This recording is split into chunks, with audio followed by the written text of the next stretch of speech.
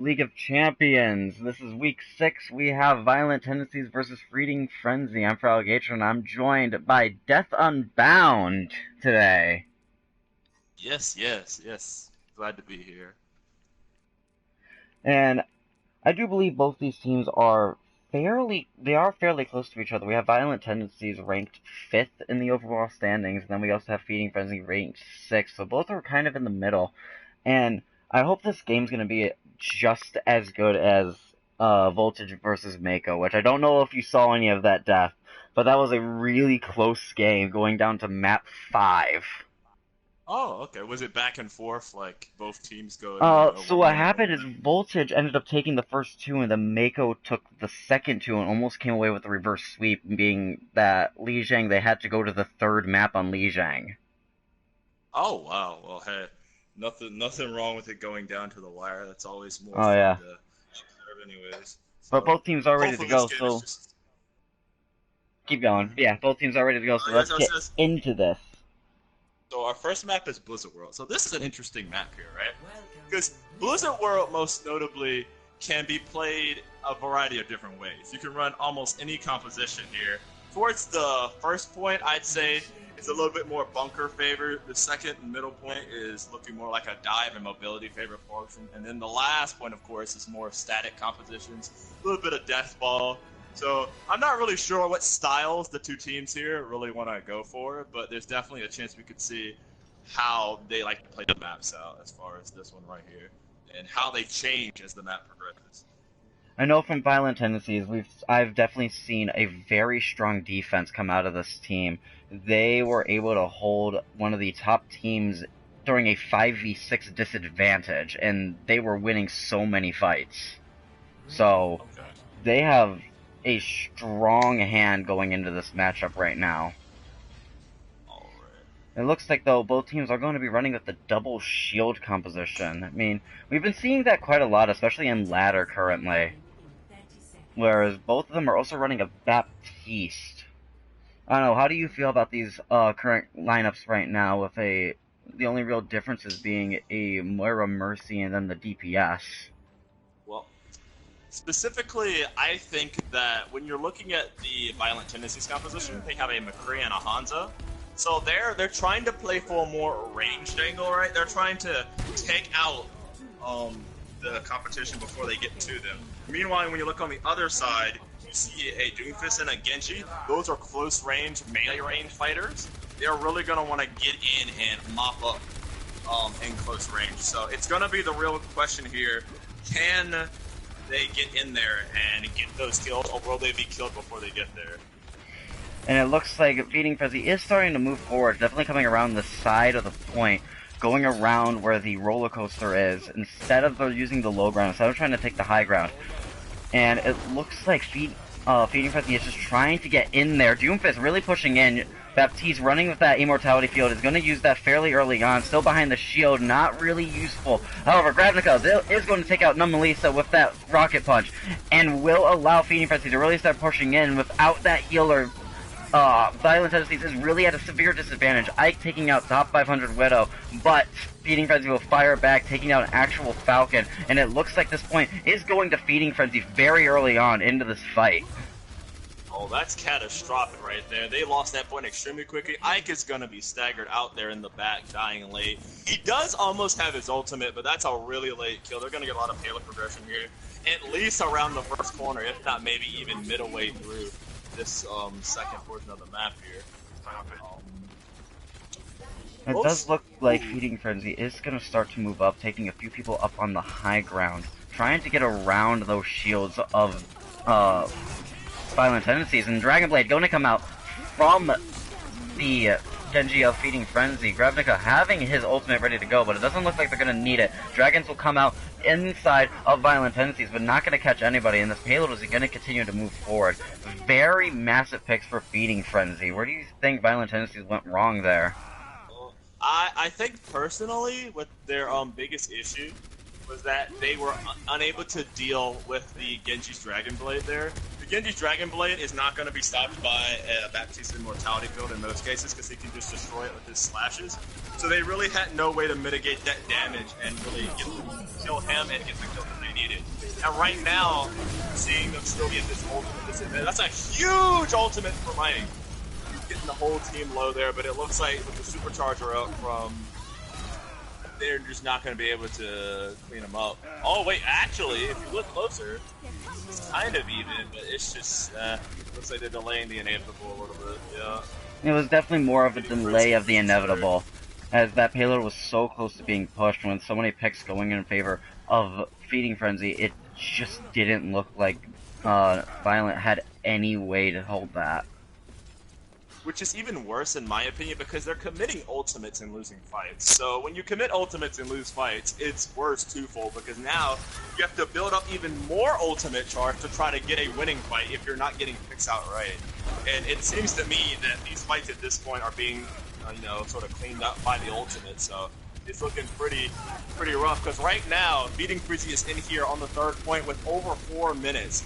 They'd cap this quickly. They'll have even more time than they started with.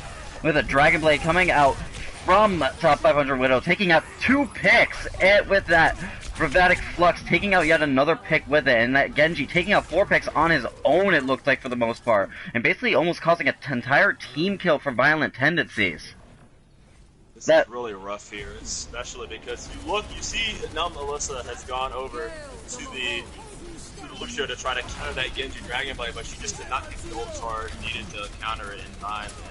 It's clearly looking like it's too little too late, but as I say that, it looks like Violent Tendencies is fighting back here, getting quite a few picks. Definitely making a comeback. There were 2 picks going in favor of Violent Tendencies early on into the fight, and Violent also switched over to the Sombra, which is definitely going to help in holding this payload that close to the spawn. Violent really trying to get in there, hacking that Orisa. That's going to be a major hack, because now they don't have that supercharger. They don't have the ability to boost that damage, especially if they can take out that Mercy. And it looks like Feeding Frenzy is going to be almost forced back just with the sheer numbers that Violent has. Alright, they need to kill that Genji. Genji's hacked around the corner, but they can't kill him. They need to commit ultimates here. And it looks like Supercharger is going to come out, as well as a Tactical Visor coming out from the side of Violent Tendencies, but he's going to be taken out. Feeding Frenzy coming in with massive kills, using these ultimates just to clean up the point and almost secure this capture on that 3rd checkpoint. Really there, the biggest misplay in my opinion from Violent Tendencies is that they didn't use their supercharger and visor early enough. So once the damage came in, they immediately broke Violent Tendencies' shield, did a ton of damage, and they couldn't really come back from that because they couldn't even get out far enough to even think about destroying Feeding Frenzy's supercharger, and they just completely overwhelmed them with damage and ultimates. They need to be a bit more proactive there on the defense instead of just waiting to get ulted. Well, now that we're switching sides, what do you think Violent Tendencies has to do in order to just break through what Feeding Frenzy is doing right now with that incredibly strong offense? So, right now, at least I would say they made it with 3 minutes and 13 seconds. So that's still very, very good for Blizzard World since it's such a long map. But at least they didn't walk in there because they did win a team fight. They didn't walk in there with more than 4 minutes. So they can be thankful about that. But what I think really needs to happen is they need to be able to, I was going to say deal with the Genji, but it looks like they're not even running the Genji here on Feeding Frenzy. They're starting out with double hit scan, so far is going to be a note. But we see a dive composition, it looks like, with Symmetra thrown into the mix, which is kind of strange, but I wonder how they make it work. Oh, he's swapping the Doomfist now. I guess we'll just have to wait until they come out of spawn before we have any definites, but although running dive with a Symmetra isn't necessarily a bad idea, as you can use her teleporter to get to a strong position early on, and then you still have the abilities from Winston and D.Va with D.Va's jets and Winston's jump in order to just use those even closer to the enemy team. Oh, I will say right now, trying to run mobility into the composition that Feeding Frenzy is using right now is going to be absolutely terrible.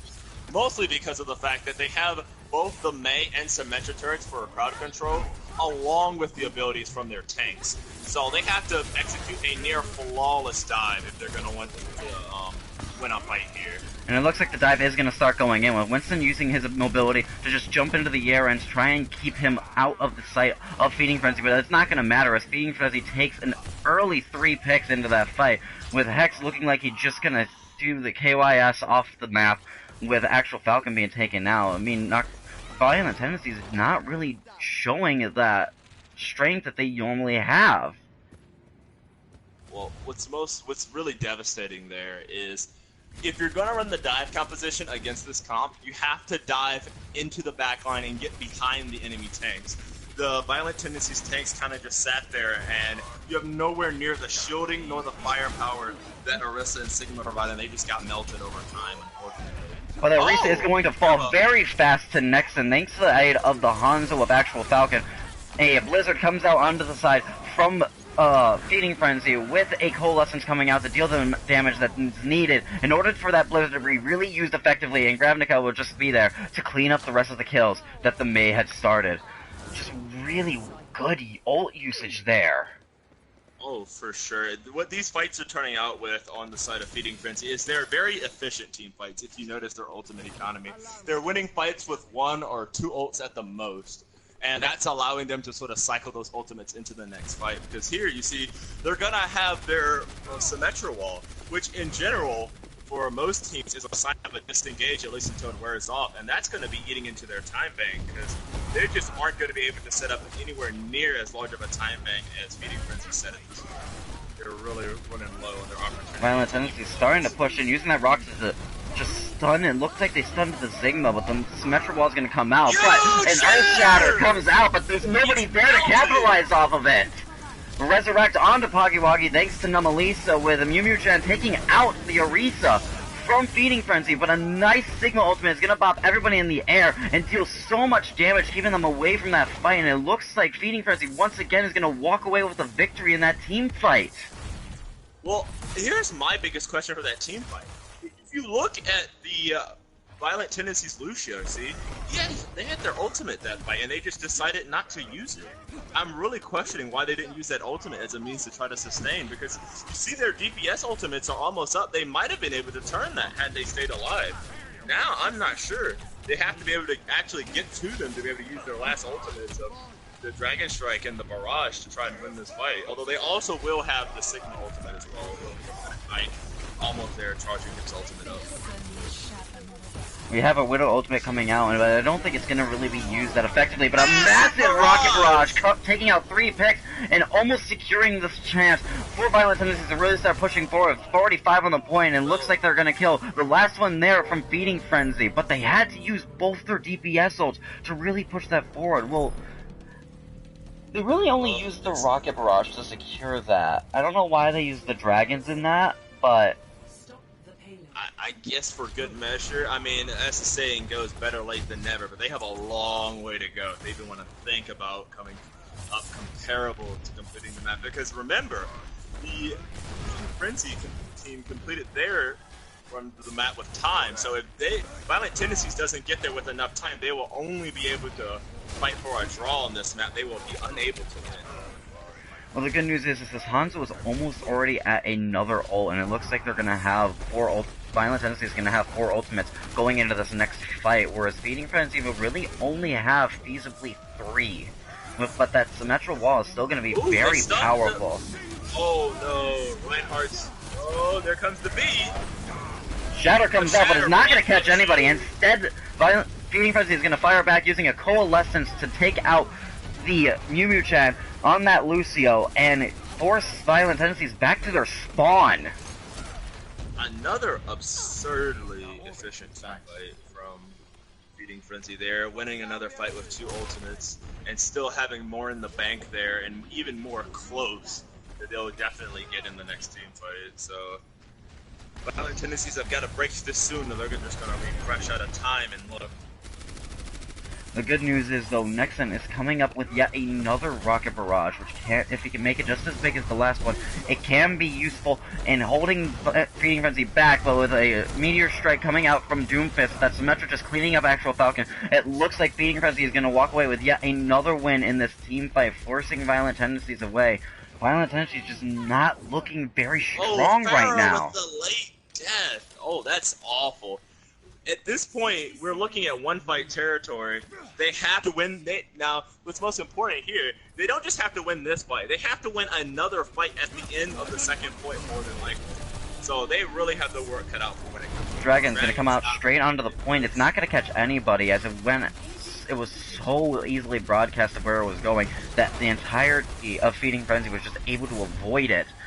Violent Tendencies, though, starting to work their way in, trying to get rid of those shields. Rocket Barrage comes in, it's not going to catch anybody. Instead, she's going to be taken out by the Orisa with a Supercharger coming in from Feeding Frenzy, and it looks like that's just going to be the cleanup ultimate that they needed. However, Ike is going to take out the Doom Fist and the Symmetra. Very massive Gravitic Flux coming out from Ike.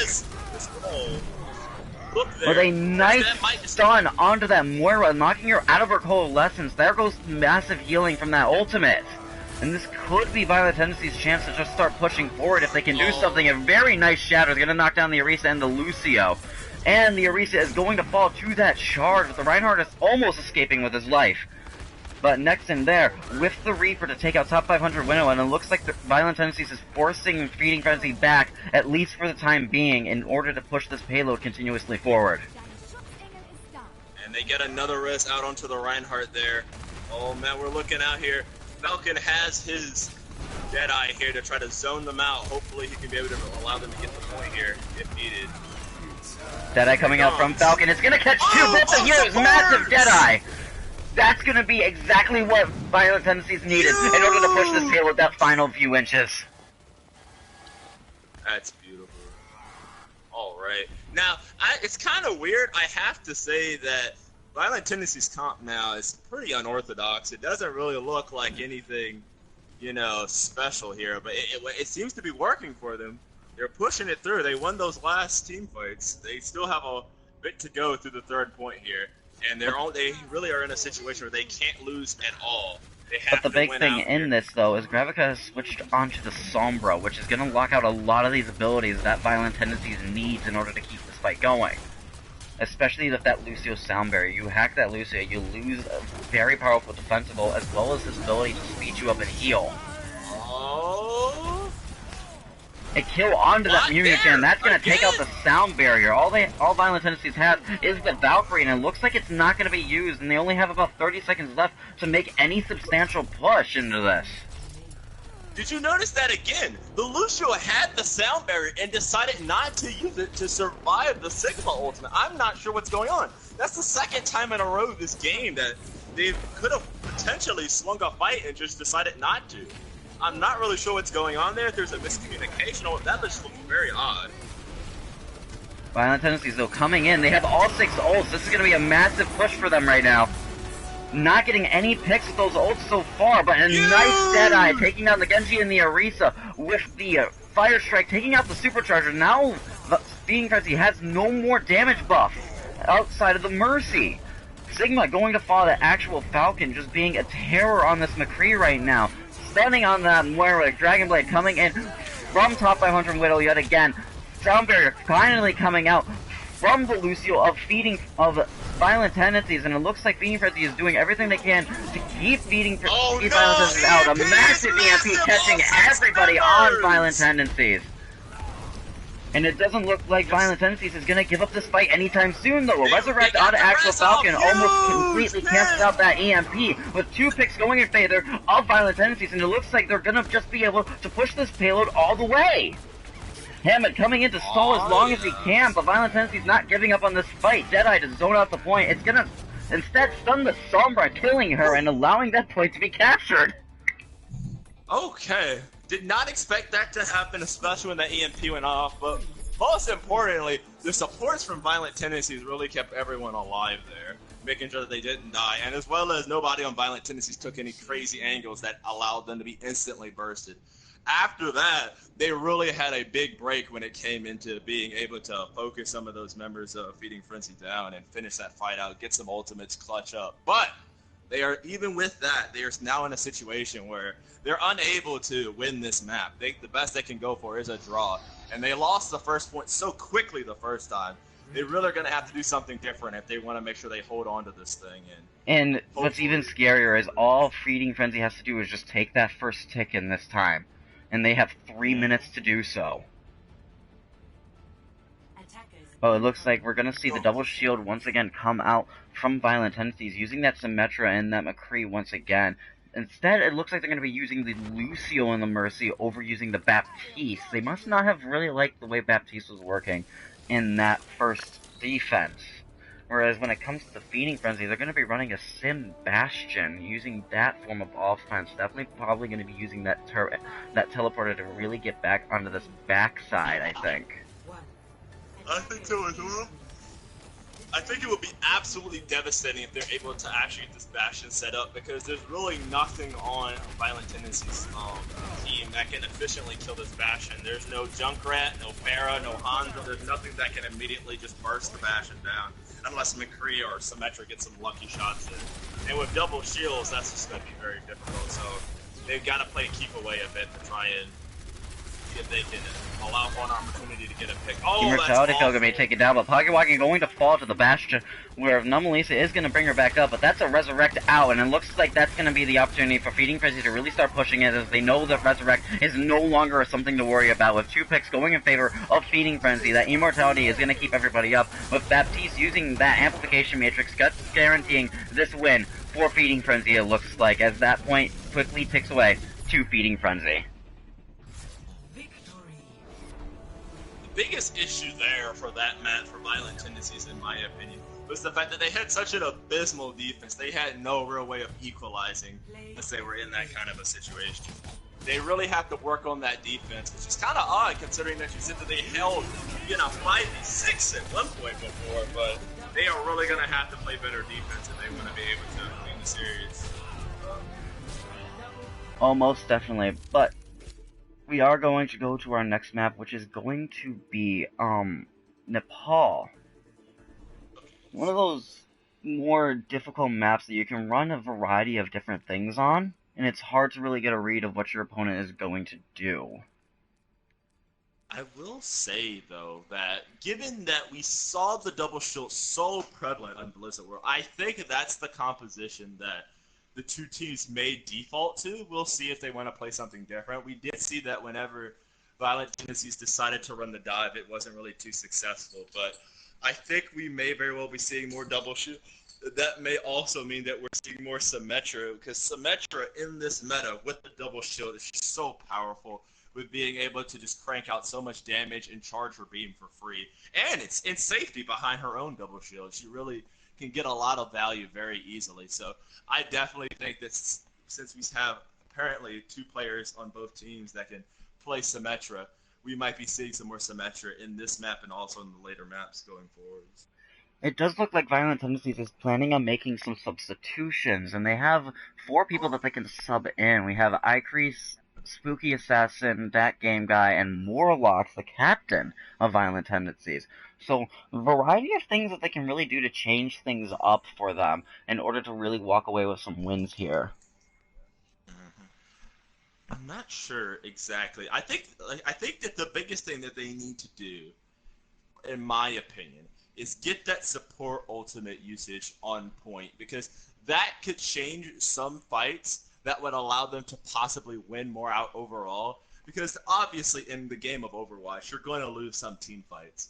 Just the nature of the game. But the fights that you can win when you have an opportunity to, you really have to try to go for it. Oh yeah. I really find that sometimes I think that some support players sometimes struggle with that timing. And you look at the very top echelon of play, when you see those god tier supports, their support timings are so precise and just so good.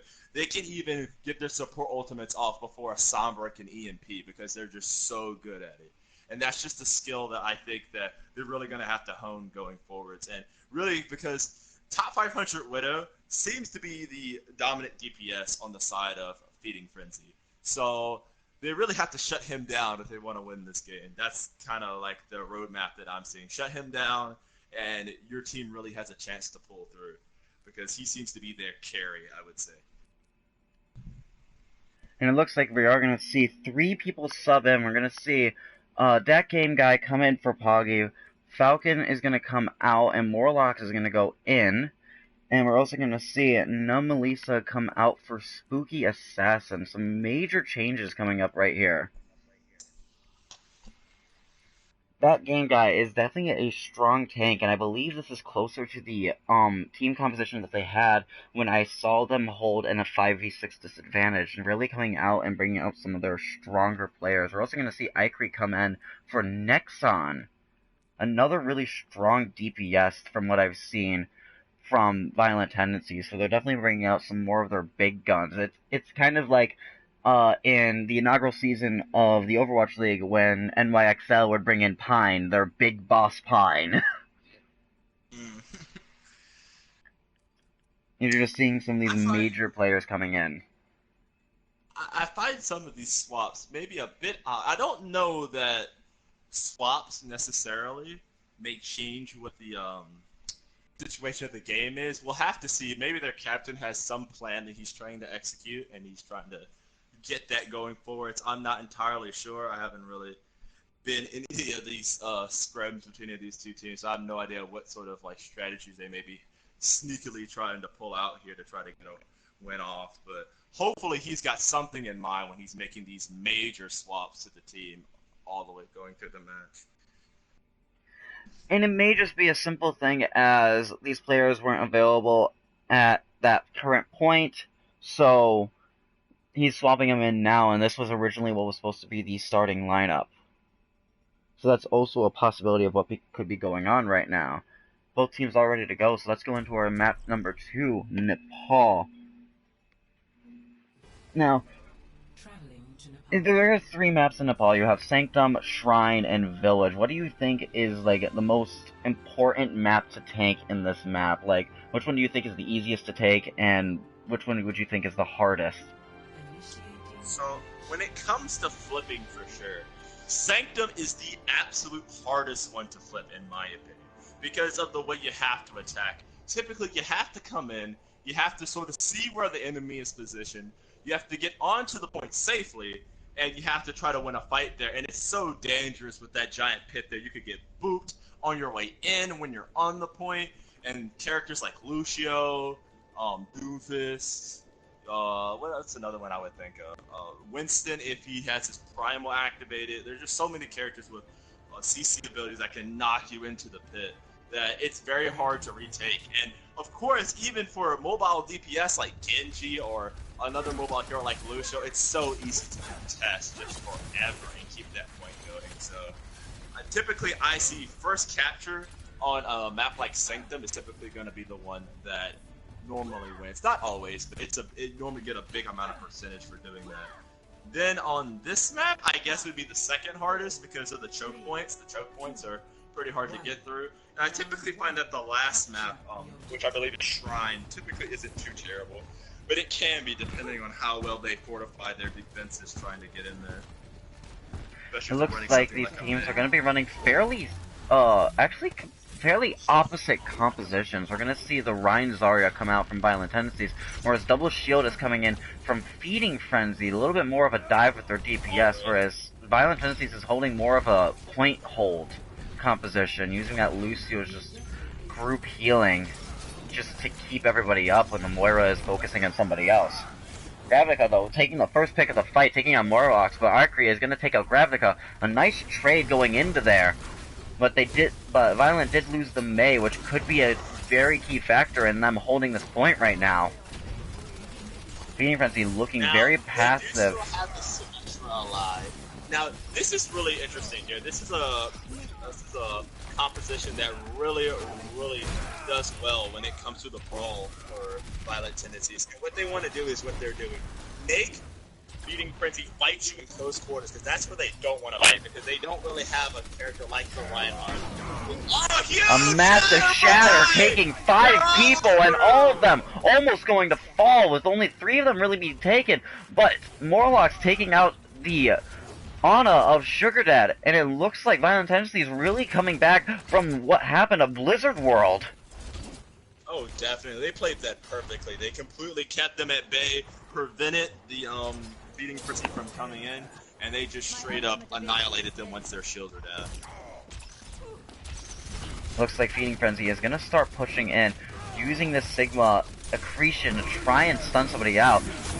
The Gravitic Surge coming out.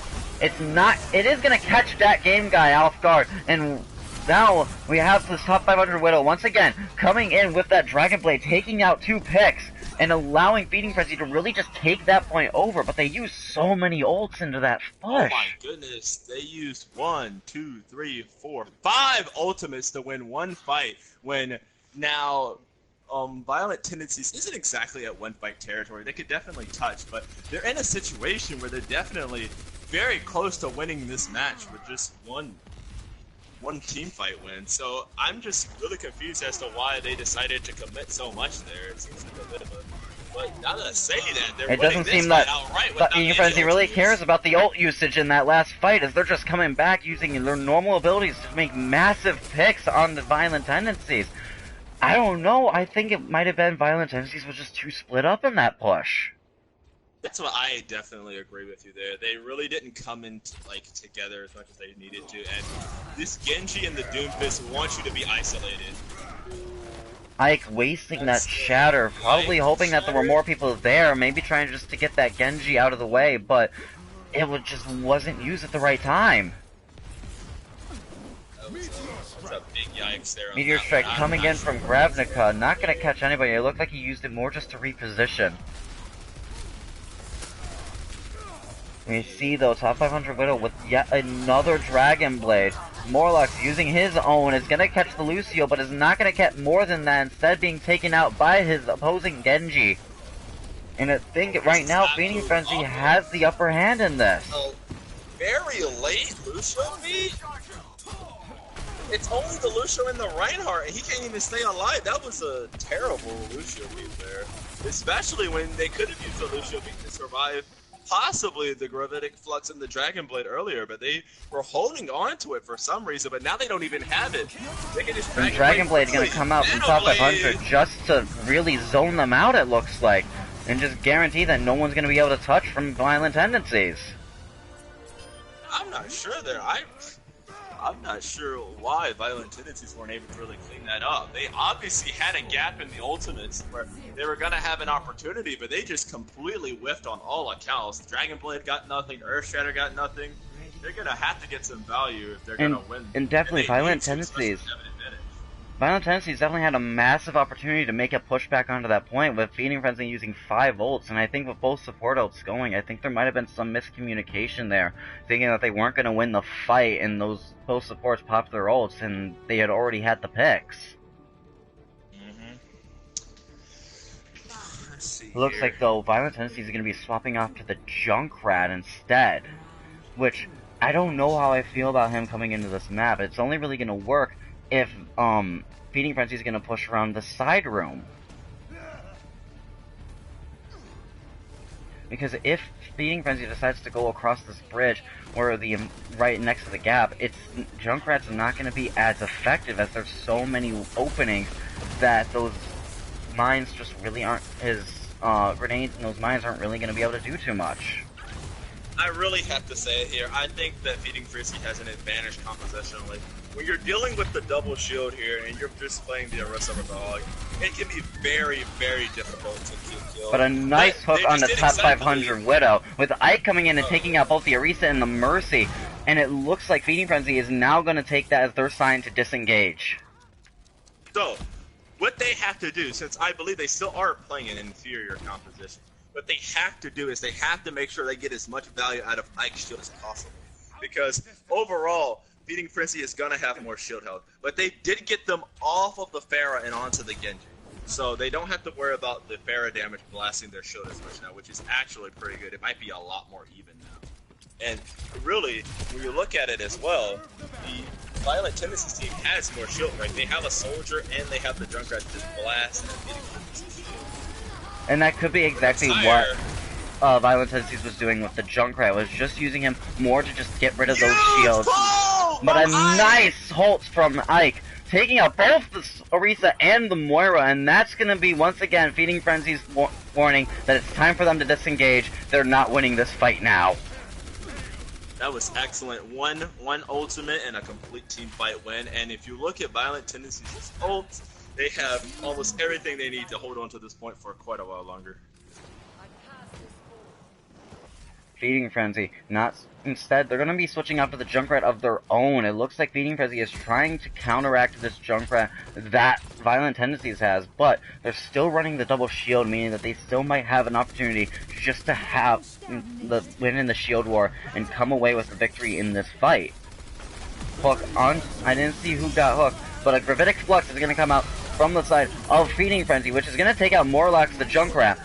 With a Sound Barrier coming in, it's going to come out onto the side of Violent Tendencies with Tactical Visor coming in from Akri, who is going to take out Impiquivity and allow Violent Tendencies to secure that point. Now, I really wonder there, it's kind of interesting from Feeding Frenzy, they did not use their Dragon Blade until very, very late. Which, I'm sure he was aware that they had the Sound Barrier, but he didn't really go for anything at all. So, they really weren't able to get any value with those ultimates that they did have. Which brings us now to the final map, Shrine. And as you were saying, this is... You go. Violent Tendencies got that first cap, they held on to it the entire time. And now, as you said, Nepal Shrine is probably one of those easier maps to try and push into, but if you've got a strong enough defense, you can hold them right at those main gates, just trying to get to the Shrine. Especially, I think this point is very powerful when using a Mei. If you can wall off the main stairwell, if the enemy team trying to come up, you can just always seem to catch a tank or maybe somebody else. But neither team is opting to use the Mei here. Morlock's, though, taking out two with his mines and allowing Ike to really get in there and take out the enemy Orisa. It looks like Violent Tendencies has definitely figured out what they were doing wrong and have definitely figured out exactly what they need to do to counteract the offense of Feeding Frenzy. Wow, that was an extremely quick team fight. You blink and you'll miss it. All of Feeding Frenzy were dead. Now they're coming back to the point. They seem to have a Mei of their own now. They now also have an Ashe too. And this very well could be the exact reason that they're using this Junkrat, not really as a damage dealer, but more as a distraction to force Feeding Frenzy in the position that Violent Tendencies wants them to be in. Junkrat does have that area of denial that a lot of people don't really think about, where the mere presence of his mines and the amount of damage that he can do can prevent you from taking certain space that you really want to be into. And he can use that very effectively, especially on Akri, though, coming away with 2 picks into that first team fight, as well as using that wall. It looks like they're looking for their defense now, with Violent Tendency still holding this point very strong, with Akri once again taking yet another pick, this time out of the Ashe, really pushing into this low ground with her Orisa, looking to get that Immortality field, and now she's loading in those turrets and is really going to start doing that damage that's needed to be done. Oh my goodness, massive team fight win. Massive team fight win there. Very efficient. You look at Violent Tendencies ult card there. Tire coming out from Morlocks, looking for a massive pick, coming up around all the way over the buildings, looking for those picks. It's going to catch only the Immortality field, though. Yeah, very good move by the Baptiste on Feeding Frenzy there to prevent any of their team from dying. Sound Barrier coming out from Feeding Frenzy. This push is coming in for them with, though, a Gravitic Flux coming out from the side of Violent Tendencies. It's going to deal a lot of damage, but it's not going to be enough for Feeding Frenzy to really come away with 2 picks, but Violent Tendencies answering back, taking out 2 picks of their own with their Lucio. Sound Barrier coming in just to keep this fight going, with Bob being almost perfectly read that was going to come out, and it looks like Violent Tendencies is going to walk away with this, with Nepal and a 99-0 on both the maps that they won. Gravitic, as I say that though, Gravitic Flux coming in with Supercharger though, coming out from the side of Feeding Frenzy, and it looks like they're trying to make their push forward, but Symmetra is there and does the damage, gets the shield up, and Tracer comes in from Feeding Frenzy to try and contest the point and keep it in overtime, but I don't think it's going to be enough, as Violent Tendencies is going to take Nepal. What a comeback. It seems those swaps that Morlock's made as the team captain for Violent Tendencies seemed to work. I don't know what he told those guys, but he sure got them going. Woo! And we got ourselves a series. This is the strength that I was expecting to see from Violent Tendencies that we just didn't see on Blizzard World. They have enough defense and enough strength when they're defending that if they can cap one of those points early on, it's very hard for the enemy team to just push into them.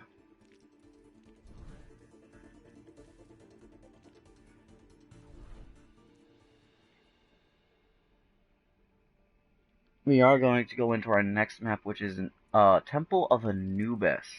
Now, what do you think we can expect to see from this map?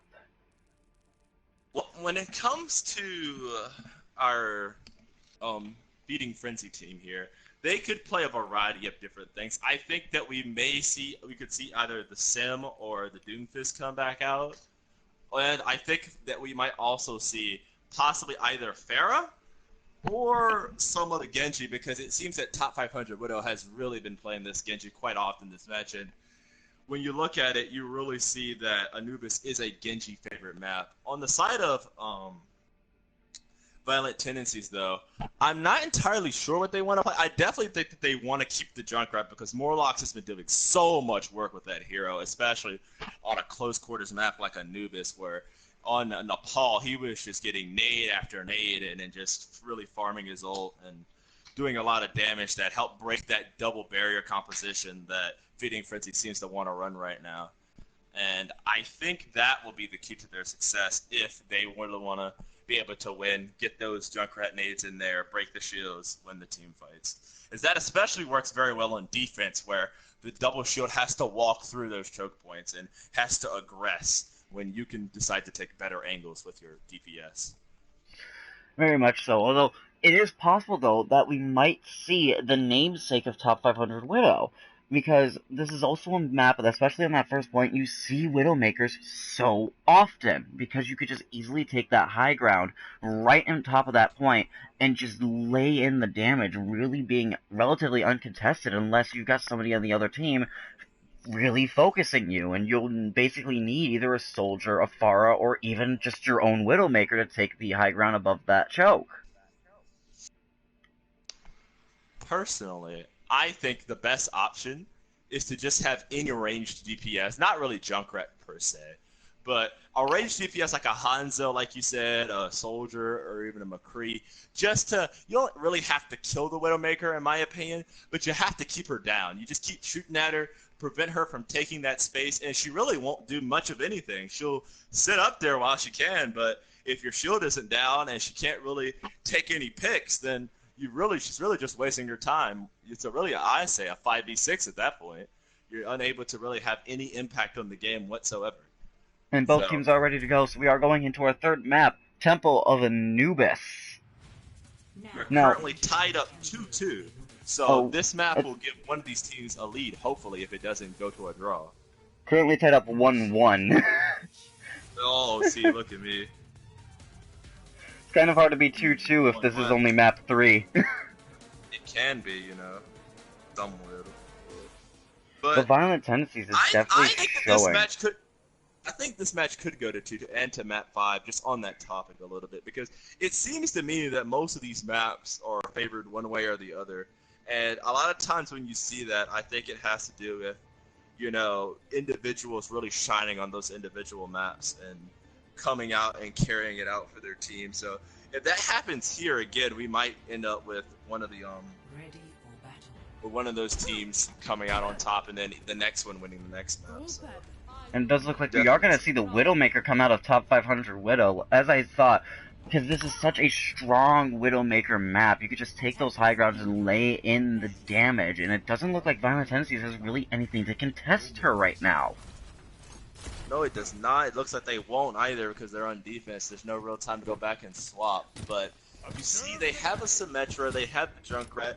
They really have the toolkit to deal with everything except for the Widow. So I guess it's really going to be a question of, can Violent Tendencies keep the Widow at bay long enough to clean up the rest of the team? Well, I guess we'll just have to see and find out what they do.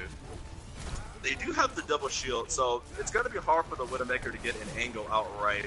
She's going to have to get some sort of angle by either the shield breaking or being able to get around on another angle. And two early picks coming out from Violent Tendencies, and it looks like that Widow isn't really going to be too much of a concern right now, as with those picks being taken on so early that there's really no point in trying to set up at all. Well, as unfortunate as it is, it doesn't really matter if you're a Widow and you can go up to the top high ground there if your tanks just die in the choke. Widowmaker taking up this high ground already, but everyone from Violent Tendencies is staying behind that Orisa shield, and especially with that Sigma shield, they can keep her basically contested just with shield power.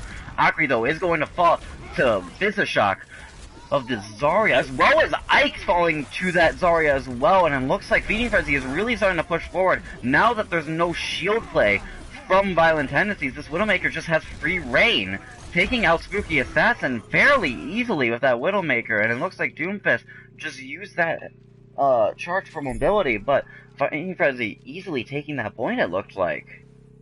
Well, for what I could tell, it appeared to me that they gave too much attention to the Widowmaker and not enough attention to the 5 other Death Ball players that were running at them and just running them over. And they just immediately could not rotate, could not sustain, and just got absolutely obliterated. So we'll now have to see if they're able to replicate that success here on this second point, because there is a tire in play for Violent Tendencies, so they could start this fight off with a pick and be able to sustain for a little while. Tire is going to come out from Violent Tendencies, looking for some mass picks. It's not going to catch anybody. Instead, I think it just charged up the Zarya. Widowmaker taking out another pick onto Akri, but it looks like Violent Tendencies is just firing back, not really caring about the Widowmaker until they absolutely have to. Widowmaker going to use her ult, but she used it so late into that game, you basically already know where Violent Tendencies is going to be held up. That's really a waste of the Widowmaker ultimate, because what you'd like to be able to use that ability for is to be able to see around corners, set up another alternate angle.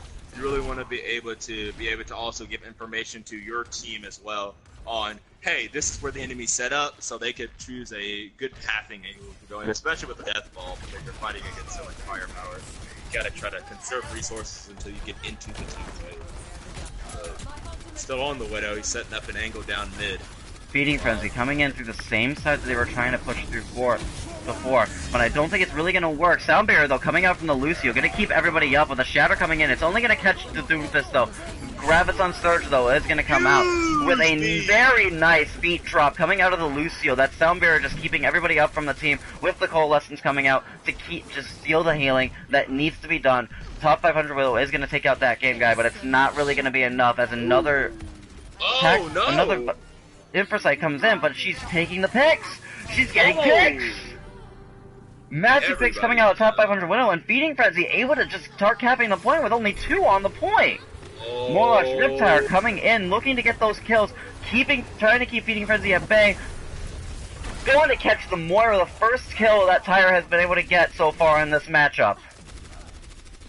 Suki Second's going to take on Graviton, but they almost lost that point just because of that Widowmaker. Oh, yes. The problem is that if you have a very messy team fight and the Widowmaker hasn't been dealt with, if all you have are squishies on the point, that's just like shooting fish in a barrel. Very easy for the Widowmaker to pick those people out and get the necessary kills for her team to come in and just get an easy team fight the next time. But very luckily, nice kill, though, from Ikri on top 500 Widow, just taking her out of the fight completely. Yes. That might be what they have to do to keep her contested. Just get a Widow of your own, and even if you're not winning every duel, you have to be some sort of threat to her to try to prevent her from just running your team over. Especially what happened last time. Violent Tendencies does not want top 500 just coming in once again with that Widowmaker. It looks like they're going to switch off to the Hanzo, though, this time. And it looks like Feeding Frenzy, though, is going to start to push in once again, using that Fire Strike, try and get some ult charge onto the Reinhardt. Reinhardt having his Earth Shatter. Looks like he's going to go in for it. His massive Shatter, going to catch almost everybody except for the Orisa, who used her Fortify just to stay up. Popping that Supercharger, it was wasted as the Lucio was just able to take it out so fast. Aiko taking out Epiclivity, as well as the rest of Violent Tendencies. Morlock coming in, doing massive amounts of damage and keeping Feeding Frenzy at bay once again. What an impressive play from the supports of Violent Tendencies to keep the team up there and then give them enough time to get those picks. Ike very, very quickly there took out the Reinhardt, which removed the shield and just opened up Feeding Frenzy to all the firepower that Violent Tendencies had to offer and allowed them to win that fight. Feeding Frenzy is going to switch up onto the Sigma, taking out the Reinhardt from play. Meaning that now they don't really have as strong as the shield as they used to have, I don't think. However, it looks like Feeding Frenzy once again is going to start moving around this backside. Triptire coming out from Morlocks once again, taking up that high ground, looking for the picks, trying to get around. It's going to be able to catch the Sigma. Very strong kill. That removes the shield from play, and I don't think Feeding Frenzy is really going to try and push in with that.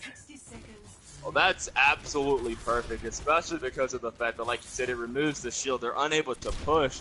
There's no res on the Feeding Frenzy side to bring him back immediately, so you have to wait, and now you're at last fight territory. You're going to have under a minute to try to take this whole thing.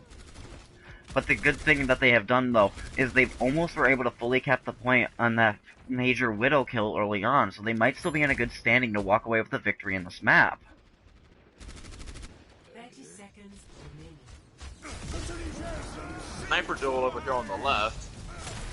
A massive, gravitic flux coming out from Violent Tendencies with a absolutely massive Graviton Surge with a Meteor Strike taking out Morlocks the Junkrat with Feeding Frenzy really coming in, dealing those ults, and just almost easily capping that point, it looks like, with 6 seconds left on the clock. Tragic. That's so tragic. Iraqi won the sniper duel against top 500 Widow, but his whole team was completely caught into a Graviton Surge slaughterfest, and was just absolutely annihilated. There was just no way that they could be able to survive all that damage. Unfortunately, there's not much else he could have done. Violent Tendencies, though, definitely coming back with some major picks of their own, and definitely having some big plays, really showing the defense that they can do. Now, if they could just translate that into a strong offense, they have a good likelihood of at least sending this to round 3. Oh, yes. I think we do need to highlight that they held that point for a good, was it like 5 minutes or so? Because they lost the first point so quickly? Yeah, they really about did 5.5 minutes. So, to only have them capture it with, 6.8 seconds, that's phenomenal. Now you really just have to set a better time and try and pull through. Now, if they're able to just cap that first point just as fast, if not faster than what Feeding Frenzy was able to do, they would have a very good standing in capping the second point, especially if they come in with that same offense that they were showing beforehand. Now, it looks like we're going to see Violent Tendencies running with the double shield as well as Feeding Frenzy doing the same. Both teams running a Junkrat. It seems like Violent Tendencies is really liking Morlocks' Junkrat right now, whereas Top 500 Widow is going to use this possibly to try and contest him, but more for the fact that Junkrat can be so powerful in holding this first point. Whereas Violent Tendencies is also going to be running with the Moira Lucio. Looks like they're going to be looking more to speed through into the position that they want to get in, whereas Feeding Frenzy is looking more to use that Immortality Field just to keep them set up exactly where they want to be. Oh, excellent rotation. Oh, what's this? Oh, the rotation with the teleporter didn't work as planned there. Unfortunately, I did fall in that fight, and it looks like Violent Tendencies is just starting to push out. Their plan didn't work, and they just don't want to continue with that fight. Ikri switching over to the Widowmaker off the Symmetra, and it looks like there might be either you trying to use the effectiveness of this Widowmaker or force them onto a Widowmaker of their own, although Gravica might be able to contest the Widowmaker with Ashe, as she can act as a semi-sniper. I have to say, I do really like the Baptiste positioning here from Sugar Dad on the side. You notice the way he's playing. He's playing the angles and is unable to really be attacked by the enemy snipers as well because of how well he's playing that angle right there. He can use the Immortality Field or anything else as needed. And I play a lot of Baptiste, and I always say that Baptiste is a high ground support. He's not really as effective when he's on the low ground. And Ikri, though, coming in, taking out both the supports as well as taking out the Sigma. Just massive plays coming out of this Widow right now. And it looks like Feeding Frenzy is just not able to get into this fight right now. Oh my goodness, we talked about top 500 Widow popping off on that second point, but that was all Iraqi right there, giving his team the first point of Anubis. Absolutely phenomenal. Let's see what they can do, if they can just try to snowball this into the second point. Huge plays.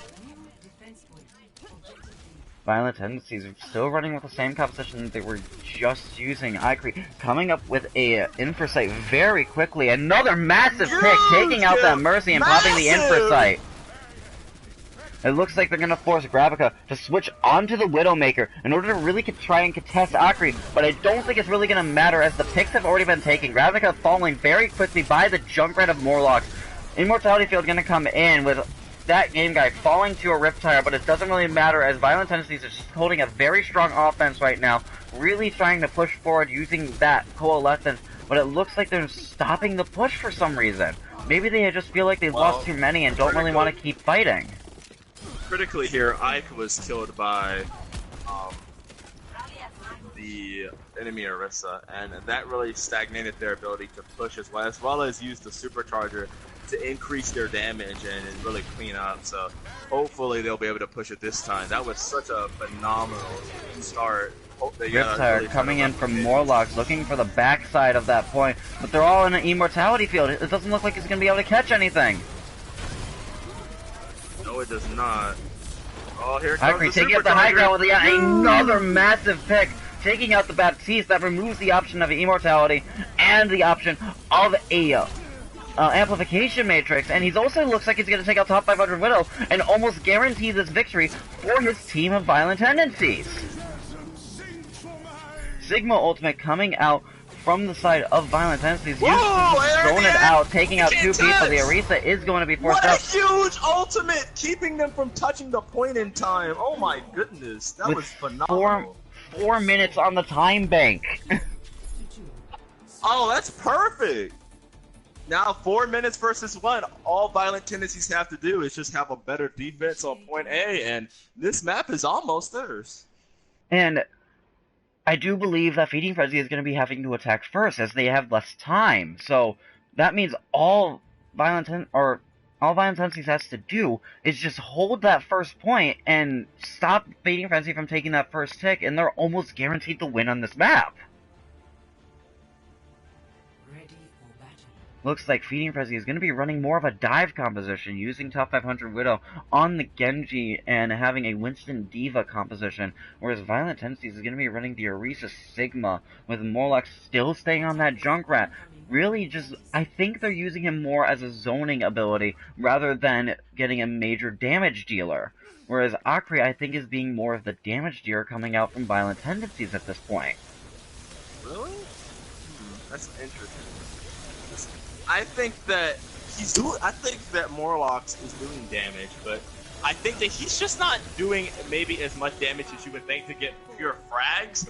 But he is really getting the damage in. I think that's allowing some of his other team members to clean up and follow up on that damage, where they'll use his damage to get somebody low, and then maybe use like Spooky's Coalescence to sort of clean those kills up, because they're not able to get them up as high as they need to be at that point. So Feeding Frenzy going to try and move around, but the Winston was bopped into the air and was not able to get into the doorway, leading to his death.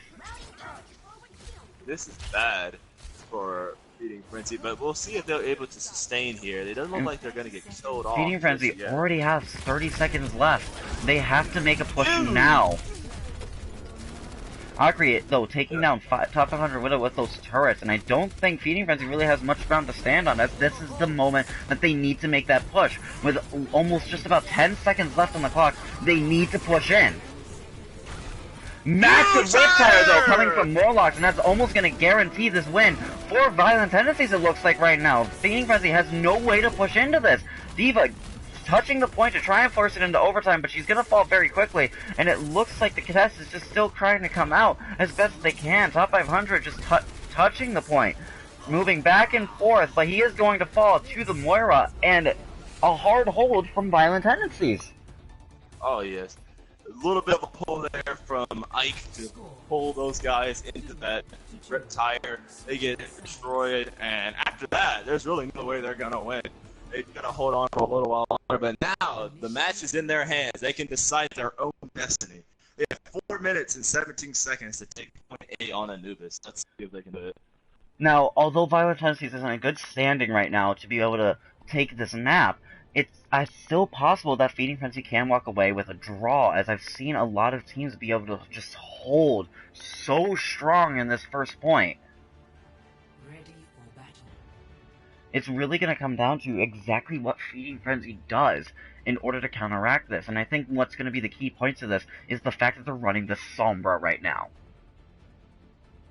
That Sombra is going to lock out a lot of these abilities, especially since Violent is running with the Reinhardt and the Lucio. If a Sombra gets a hack on either of those, they just lock out some major abilities. And it basically will stop Violent Tendencies' ability to push forward. Now, when Violent Tendencies are running the Rein Sigma, a different version of the double shield meta that we've been seeing, using Akri is still on that Symmetra, but Morlock switching off to the Genji. It looks like they're just going to try and push straight for the point, get there as fast as they can, and try and cap it as fast as they can. Violent Tendencies coming in, moving around the opposite side of where most people like to push, but Feeding Frenzy making very early picks, taking down both Spooky Sets and Morlocks, Mew Mew Chan, and now Akri, and it looks like it was basically a team kill from Violent Tendencies, and they're all forced back to spawn. Well, the worst thing they did there is they chose to ignore them on the high ground and just tried to go straight to the point, and really they just got the damage they needed, and especially after killing the main support in the Moira, there's no real way for them to sustain, and they just cleaned them all up. There's nothing they could do.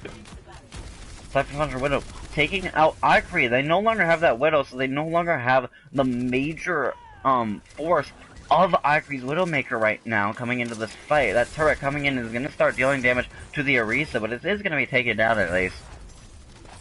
And giving some nice ult charge to that Moira.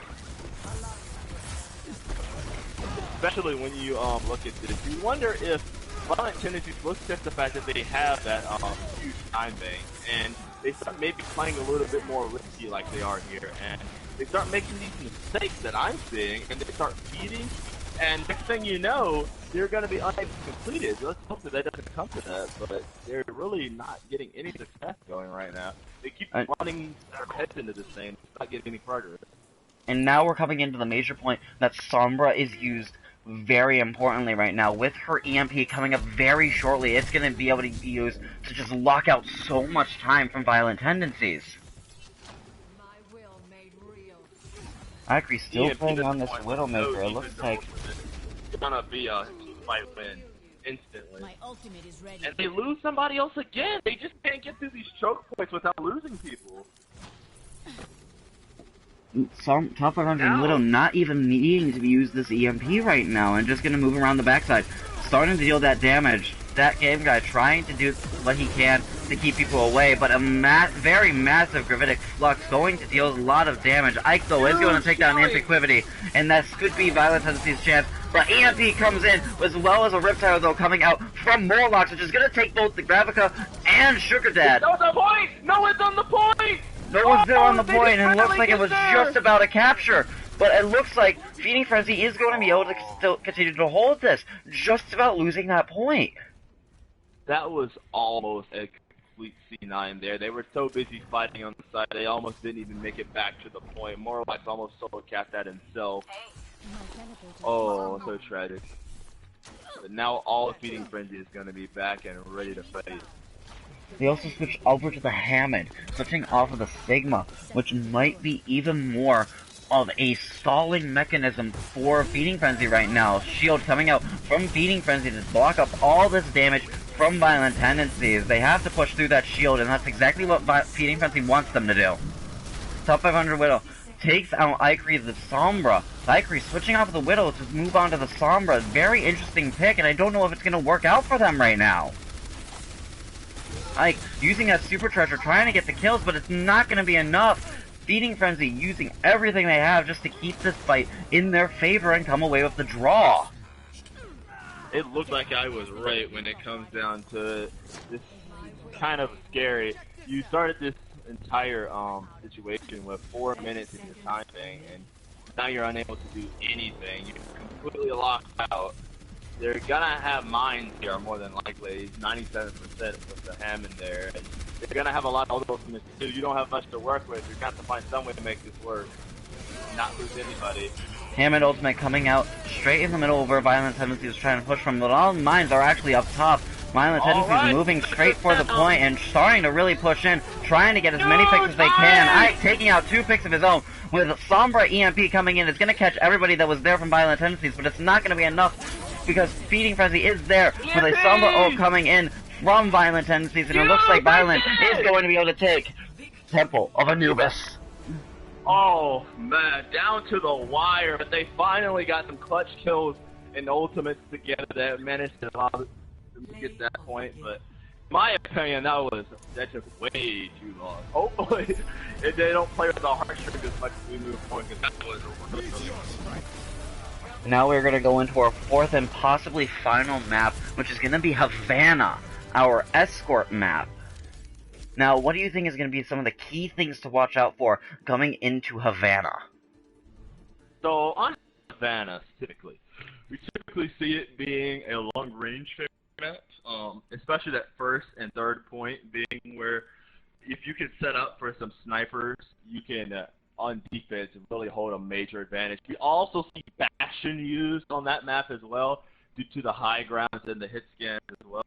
So, we might have to see what they'll pull out with, but I can see Bastion. Symmetra can sometimes be used as well to teleport around, get you around to different places and such. So there could really be another, how would I say this? I guess I'd say we could really see some more variety, but I think that the dominant thing is going to be still long-range damage really being the deciding factor here.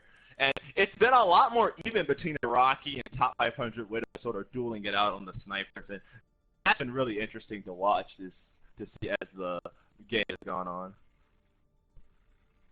It looks like Feeding Frenzy is ready to go, but let's see if Morlocks is going to sub anybody out coming into Havana. I know, depending on the map, Morlocks likes to sub certain people in and out based on what they like to play primarily. However, I don't think he's really going to change anything up with how they've been doing so far. However, I do think that it's a possibility they might put in actual Falcon onto a support role, as I have seen them do that before, and might swap out Mew Mew Chan, as I know that's been one of the major issues, especially with Mew's on the Lucio. The timing on that sound barrier has been off every now and then. So, it might be one of the deciding factors that Violent Tendencies may lose this map right now. Biggest thing though that they are getting some value. It's just I think that from my perspective they could be getting more. They could be using that fight to be a little bit more proactive. It's pretty reactive, and even sometimes I think that she dies with it when they really get that ultimate to possibly win. So you come into a situation where if you never use it for the ultimates, it's designed to protect against what are you saving it for, if that makes sense. Sometimes I think you'd rather use it to try and win a fight when they're ulting you than trying to just wait and hope that you win a fight by ulting and running into them with it. We are going to see Falcon come in, but instead of coming in from Mew, they're actually going to come in from Morlock. So it looks like they're wanting to try something a little bit different in the damage category for with Falcon playing on DPS rather than Morlocks. And I think they might be trying just for some more hit scan ability, maybe even just running a Pharah in this map, as I have seen a lot of Pharahs, especially going into that first point. First point for sure.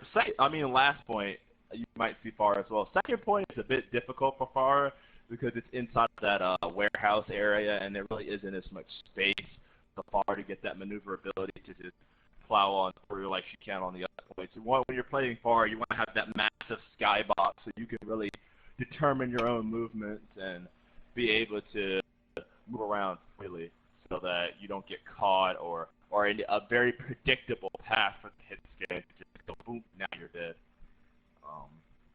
I will say that bringing in Falcon definitely shows me, given what Iraqi and Falcon have played during this game, they're definitely opting for, like I thought, and some long-range damage. They're taking out Morlocks, who was playing that close-range Junkrat, to go for that option, which may reveal a little bit of what they're trying to do here on this map. Still waiting to see if Violent Tendencies is ready to go right now. They might just be discussing strategies right now, and it looks like they might be ready, as Falcon is typing in the Discord. Both teams are ready to go, so we will be going into our fourth and possibly final map, which is Havana. Now, if Feeding Frenzy is able to walk away with this map, we will go to Lijiang Tower, which I think would be a little bit more exciting. However, if we do go to Lijiang, who do you think is going to have an advantage going into that? Well, given that Violent Tendencies was actually able to win the control map Nepal earlier pretty easily, and you look and you see that control map Lijiang is actually pretty similar to Nepal in that you can run a large variety of different things. I think that it could very well just go right over to Violent Tendencies again. But I will say that Violent Tendencies, despite that, pretty poor first map, has picked up this rest of the series, and they may very well just be shutting it out here and now. Which I think is still a very massive possibility. We see that Violent Tendencies is going to be running once again with a double shield composition. Instead, they're going to have Actual Falcon running on the McCree. Once again, that range damage with Akri playing on the Hanzo as well. And we see that coming from Feeding Frenzy, fairly similar when it comes to Rage, except they have Gravica playing on the Reaper, more of a close range healer and more of a flanker in this composition. I do think that Feeding Frenzy might be trying to be very aggressive going into that offense, trying to push around, and that might be hard considering that they do have the Bastion. And since Violent Tendencies did not have a Bastion on their team, if Feeding Frenzy is able to get theirs to set up on that payload, it's going to be very hard for Violent Tendencies to just push against the payload and stop it from moving. Now, key to stopping this Bastion is going to be having their long-range damage but they get or maybe even have the... Oh, look, as I say that, there comes the Storm Arrows right in there. And that long-range damage really doing its job, as well as Akri taking yet another pick onto that Reaper, just proving how powerful Akri is on these snipers right now. Making absolutely massive plays every single time. Impeccability taking out Mew. The tanks really moving in and out, weaving their abilities, trying to keep this Bastion up. But as you say that, they make a play. Now there's a zoning dragon to prevent them from being able to move up onto the payload. Feeding Frenzy. Really Feeding Frenzy looks like they're being stopped right here with this payload. Not really able to make much ground. However, top 500 Widow is going to take out Ike. That loses one of the shields with Impeccability taking on that game guy. Now, Violent Tendencies has no more shields and they need to push out or risk giving their enemy team some ult charge. Huge kill again! That kill. Even though he dies there, the Bastion is going to spawn way at the back spawn, which gives them an opportunity to rush in here and try to defend. Gravica looking for this pick onto the Sigma right now. He is going to pull back using that Wraith. That game guy having a Gravitic Flux. It looks like he is going to use that to try and get things going in their favor. He is going to be taken out, though, by the Bastion ultimate. The configuration tank just dealing so much damage from top 500 Widow, and a nice team kill to capture that point. It has been nice. I think for Violent Tendencies, it's about the best case situation you can hope for. Because the Bastion, you really just gotta try to slow it down as much as you can. You really, I think, in my opinion, have to win as many teamfights as you can to try to prevent them from getting back onto that payload. Part of the problem with that first long row there, I have a lot of space to set up in the long ways on the corner, so it's hard for them to step out into that space and prevent him from getting back. Reaper racing in and using that Death Blossom, taking out the Lucio, but is going to fall to Akri. A very risky Blossom, but it did pay off, taking out one of those supports. However, Bastion is going to be hacked, and Ike will take him down. And now this Coalescence is going to be used more for the cleanup than it is going to be used to heal the rest of the team, it looks like. Oh, yeah. Now, there's always a saying that Coalescence is good to be used in DPS. Its primary function is healing, but sometimes when it comes to cleaning up a mass group of people in a team fight like that, it can be very useful for them. And of course, it's not a very high-cost ultimate like a Transcendence or a Sound Barrier. When using it, you can get a lot more limited than those ultimates. So I'd say that's not a terrible use of the ultimate there by Suzuki to make sure they clear up the back, and of course, most importantly, Feeding Frenzy with yet another Gravitic Flux. This could be a major player coming in right now. Gravitic Flux coming in, going to take, it looked like it caught a few people, but a very nice Sound Barrier came out from Muchan, as well as a huge EMP taking, I don't see how many were caught in that, but it looks like it was used to its full usage, taking out 4 picks from Feeding Frenzy and keeping them in that payload right where it stands. that was absolutely perfect because they had the Lucia ultimate to keep everybody alive, so Feeding Frenzy weren't really able to follow up with as much damage as they would have liked to confirm kills, and then EMP for the counter engage just allowed them to clean up on Violent Tendencies side to allow them to win that. Falcon looking like he's trying to line up 4 dragons with Feeding Frenzy all grouped up like that. That could just feed exactly into what he wants to do. Popping that dragon onto that point. Huge hack onto the Baptiste. That's going to lock out the immortality, as well as cause him to die. And with him out of the way, Falcon just uses that dragon to take out top 500 Widow and allows Violent Tendencies to just keep pushing in, taking out yet another pick. But Feeding Frenzy is going to take 2 picks of their own. Akri, though, doesn't care. Is going to come in, taking out Impiquivity, as well as almost taking out the Reaper, but he is able to teleport out just in time. Well, I will say, when it comes to Feeding Frenzy here, I really wonder if they have any ability to stop this EP that's going to be coming out, because they don't have a defensible that they can sort of have hide out of line of sight to be able to survive the EMP. Whenever they get hit by it, they're pretty much saying they're going to lose that team fight unless there's a bad EMP used by the Sombra there. Dragon Blade coming out from top 500 Widow. It is going to catch actual Falcon, but he's going to get hacked, and that's going to lead him to die. That blade was basically canceled out. Death Blossom coming out from the side of Feeding Frenzy, but it didn't catch anybody. Instead, this EMP is going to catch almost everybody, leaving only the Doomfist alive, but he was coming back from spawn. Feeding Frenzy starting to really push out. They are going to start pushing in once again with those ultimate abilities, and Accretion taking out that game guy with a Coalescence leading to the death of Spooky Assassin, each one taking out their their mirror match. Oh, that's the pushes up there, and down they go. Very nicely done. Gravitic Flux taking out that Lucio and leading to the death of Falcon as well. It was just more used to confirm those kills and keep them staggered. This is about what Violent Tendencies wanted, though, because they've got pretty much all the ultimates out at the end of this third point, and they have some ultimates of their own that they have first. They want to win a team fight pretty quickly and try and hold them back as long as possible so that they really won't be able to finish the map. Nice pull onto the Orisa. She used her Fortify just a little too late and was bopped into the air, taking a lot of damage, but she was able to get healed enough. Dragon's coming straight out in front of that amplification matrix. It's not going to catch anybody, but it does force out an immortality field from Feeding Frenzy, and it looks like Violent Tendencies is going to use that to their full advantage. Now able to push in with this damage, now that they know that immortality field is not in play for Feeding Frenzy, and they could just keep this payload right where it is with a minute left on the clock. Oh yeah, this is perfect. You've got the ultimate that you need. Last fight here.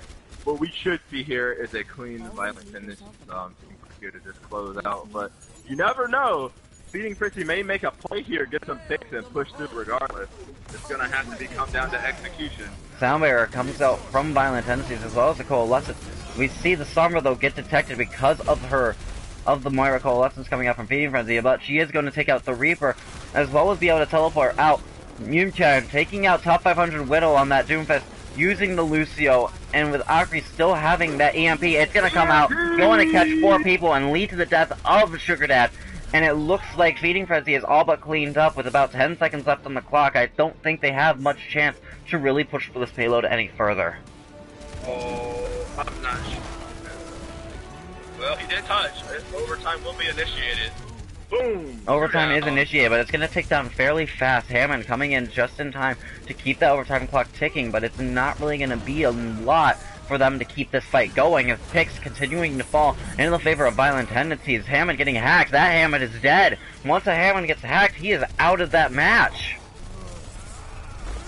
Doompus comes in, but he's going to get taken out by the Sombra too, and this is where Sombra really excels, is when those enemy teams are starting to stagger in, she could just keep hacking them out and stopping them from really doing much. Well, at that point, really, I think that it was really a bad play from beating Frenzy here to not get anything for the Sombra. The Sombra really has just been the bane of their existence the entire time. Just getting those giant EMPs and allowing Violent Tendencies to win those crucial team fights that allowed them to sort of stall out like I thought, and so they weren't able to actually complete the map. If I were on defense now, I would definitely make sure I have some sort of defensive ultimate, somehow, some way to be able to stop them from just steamrolling so hard with the EMP value. Because it's just so crucial for Violent Tendencies to be able to win this game. Now, we are going to come in to the sides being swapped, and it looks like Feeding Frenzy is going to be running the double shield once again, with that top 500 being on the McCree this time. Instead of playing on the Widow or the Hanzo, they're instead just going to show off a little bit more what they can do, it looks like. But McCree is still going to be very powerful, possibly even looking to try and counteract a Sombra in case Violent Tendencies has it. Whereas Violent Tendencies is going to be running more of the Bastion Pirate ship once again, using those double shields. With Baptiste, that Immortality is just going to keep that Bastion on the payload and hopefully to keep that payload moving in favor of Violent Tendencies. Now, they do have a long way they have to push this, though. So, that's going to be a major point for this matchup right now. Violent Tendencies coming in, setting up that Bastion immediately with that shield being put in a perfect position to keep that Bastion just well protected. Sigma using that barrier just to allow Violent Tendencies to keep moving that payload forward. That game guy is going to take out the Orisa from Feeding Frenzy and basically take out one of the major shields with the actual Falcon taking out Impeccability, and that's going to be a fairly easy first cap checkpoint for Violent Tendencies, it looks like, as these picks are still falling in their favor, and they're getting staggered out pretty well by them. That is pretty bad. This is almost a complete mirror of what happened. We saw Feeding Frenzy switch through, so it's pretty deja vu similar. Quick pick though from Icree, taking now 3 picks basically on his own, it looks like, and looking to try and take out the Symmetra 2, and just being a massive force right now on these snipers. This is terrifying if you're Feeding Frenzy right now, because the ultimate charge difference between the two teams is staggering. In all the cases, you see Bastion is already up. Sigma is far closer on Violent Tendencies to hit ultimate, although the Orisas are pretty even. And now Grabnica has gone and reset his ultimate charge by going to swap for the Reaper, so we'll see. Hopefully that he's able to get some value out of that. Feeding Frenzy in a major disadvantage, but a nice dragon, but it's not going to be utilized as that Immortality field came in and just... It was a Violent Tendencies Immortality field, but it was wasted, it looked like, and allowed this Junkrat to get the pick off on that Sigma and allow them to really start pushing forward. Junkrat, absolutely the correct pick here to come in and just blow that Bastion up, get him off of the Bastion composition. Hopefully, well, no, it looks like they're going to stay on it because he's got his ultimate, but if they can't set up and win a team fight, this fight with the Bastion ultimate, in my opinion, it's time to trash it, because you're going to be wasting valuable time that you need to get through this, because we saw how long Violent Tendencies was able to stall this point out here. It is brutal to try and get through. Here it comes! Bastion ultimate coming out from actual Falcon. It is going to take out the Junkrat. That's the pick that they needed to keep this Bastion into this game right now. Bastion being trapped, though, from the Junkrat. It's not really going to do too much as nobody was really there. And Gravitic Flux going to take out both the Moira and the Orisa. Massive kills, taking out one of the main takes as well as taking down the main support. And it looks like Violent Tendencies are just going to allow this payload to keep moving forward. It's a little too late. Bastion is set right back up, and honestly, Feeding Frenzy is back to square one. However, Feeding Frenzy does have a Riptire in the wings to stop this push from coming forward. Riptire coming in. It's going to take out the Orisa and the Bastion. Massive pick with that. Sound Barrier coming in just a second too late to save those two. But it looks like Feeding Frenzy is going to start to put Violent Tendencies back to their spawn and hold this payload right where it is. And a nice little stun just to stabilize. I have to say, for the Baptiste for Violent Tendencies, the more high-value priority target for that Immortality field should have been the Bastion and the Orisa for sure. Because they're much more close to the composition than, I guess, really any of the other squishies would be. And keeping them alive may have allowed them to secure that point because it just would have been Bastion and Orisa versus the squishies, or at least getting those that were trying to contest the point off. Fortunately, they weren't able to get that done, and now they have to go and try and find a way to get back onto the payload. Top 500 Widow doing a massive amount of work with this Junker right now, staying on top of those main cylinders and just forcing away with a massive Death Blossom coming out from Gravica. Akri taking out Sugar Dad though. That Hanzo is going to be used very effectively, using those dragons to try and zone out that area and give them a chance to move forward. Top 500 Widow is falling to the Sigma from Violent Tendencies, and this could be their chance to really start moving forward. However, I don't think they're really going to try much of anything. Very notable because they were able to displace the tanks there with the dragon and the whole. Oh, there comes a Gravitic Flux. Flux doing a lot of damage to the enemy Sigma with a Riptire though coming out from top 500 Widow once again, going to catch Akri. That takes out the major distance player from Violent Tendencies, and it looks like Violent might be held right here. Very well could be the case, in my opinion. This Bastion strategy should have been swapped a while ago, though they're going to have the chance to swap off of it now. They do have some sort of support. They're going to have Superchargers, they're going to have the Coalescence. That could allow them to get other ultimates as well. And of course, there's always the opportunity for one of their DPS to make a pick as well. But Rocky goes down first here. That's not good. Now we're definitely going to be in one-fight territory. And Violent Tendencies is really trying to push it and using that Coalescence, but the counter Coalescence comes out from the side of Feeding Frenzy. However, with Violent Tendencies using that Supercharger, they're going to be able to pump out quite a bit of damage using that Orisa to her full effectiveness. Ike is going to take down the opposing Orisa with actual Falcon taking out Gravica, and it looks like this fight is finally going in the favor of Violent Tendencies. I really gotta say, Feeding Frenzy there weren't able to destroy the Supercharger, didn't really respect it, and that Supercharger was so massive from Ike, it allowed them to just completely clean up. And a Junkrat was the closest one to the payload to touch, and they need to get 3 on here, yeah. Oh, but there's Feeding Frenzy is able to get there in just in time, using that Sound Barrier too, just to keep everybody up while they come in with that push. Death Blossom comes in, it's going to take down Rocky, but Violent Tendencies is coming back with that Moira taking out massive picks, Impequivity killing himself with his own balls. And it looks like that Violent Tendencies is going to be able to capture this point with just under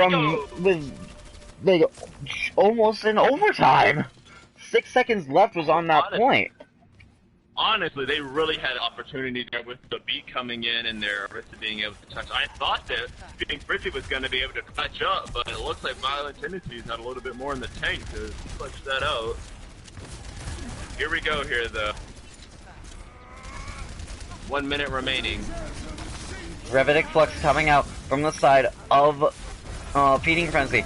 Akri, though, will take out the Moira from the enemy side of Feeding Frenzy with a very big Gravitic Flux coming out from Violent Tendencies, and it looks like they're just going to keep this fight going. Taking out that Supercharger, that's one of the most important things they had to do there. Now they don't have the damage, and with so many people low on health, Violent Tendencies is just able to keep this payload moving ever closer to that final checkpoint. Going completely aggressive here. They're all on the point. It's very desperate. Lucio comes in from Feeding Frenzy to contest this as long as they can. Doomfist comes in as well. Feeding Frenzy moving into more of a dive composition to try and contest as long as they can, but I don't think it's going to be enough. Can this Winston get there in time? I don't think so, as he's coming in right now, just able to touch, but he's going to be taken out by the Doomfist, and Violent Tendencies walks away with the 4th and final map of this series. Violent Tendencies wins. honestly, thrilling experience that was not one-sided by any stretch of the imagination. It went back and forth the whole way. You can't really say that Feeding Frenzy played badly at all. They should be proud of how well they played today, even though they weren't able to come out with the victory. And congratulations to Violent Tendencies for coming out on top. Now, we have one very important thing that we have to do. We have to choose our MVPs for both teams. So, for Feeding Frenzy, who do you think deserves to be the MVP? If I had to choose the most consistent person that was getting the most consistent value and really helping his team out, I have to say it's top 500 Widow, in all honesty. And no matter what hero he was playing, he was really getting a lot of value. Of course, we had the Widow from Anubis. He played excellently on the Genji on Blizzard World. And despite losing those maps, some of those maps along the way, I think he really played well, and I think he deserves it for his team. Now, what about... I would have to agree with top 500. Now, what about for Violent Tendencies? For me, I'd have to say it would be Iraqi, because especially going into in the Temple of Anubis, they really showed off what they could do with those sniper characters. 100%. Iraqi dialed it up, and he's really the reason that top 500 Widow didn't roll over Violent Tendencies. His contribution to that sniper duel and really just keeping him under control as the enemy DPS is a big reason why Violent Tendencies were able to win today. Well, congratulations to top 500 Widow and Iraqi. And once again, congratulations to Violent Tendencies for winning this match. Anyways, I'm for Alligatron. Thank you, Death Unbound, for joining me today. Yes, thank you. Glad to be here. Anyways, this has been the OLC, and I hope to see you guys next time.